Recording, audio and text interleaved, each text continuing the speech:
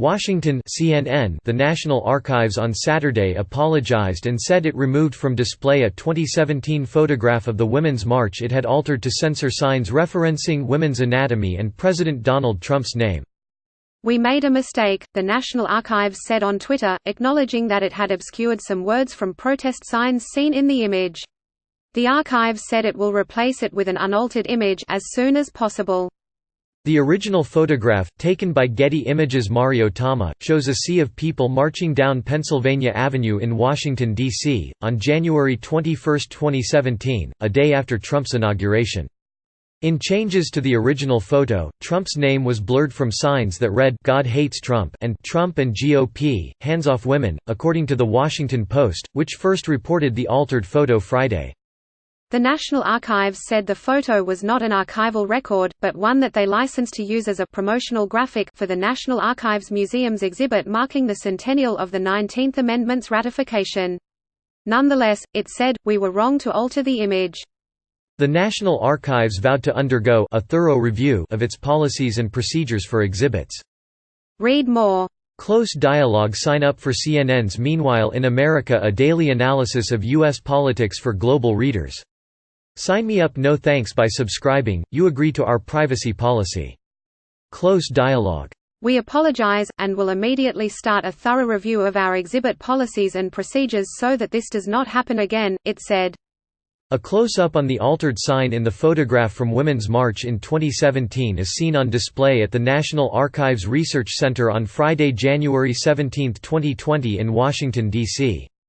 CNN had reached out to the National Archives earlier Saturday for comment.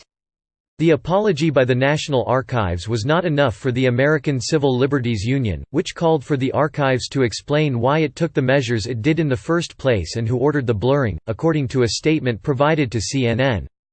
In a statement provided to the Post Friday, the National Archives said the decision as a nonpartisan, non-political federal agency to blur Trump's name was to avoid engaging in current political controversy. The National Archives told the newspaper it obscured the references to women's genitals because the museum gets a lot of young visitors and the words could be seen as inappropriate. "Our mission is to safeguard and provide access to the nation's most important federal records, and our exhibits are one way in which we connect the American people to those records.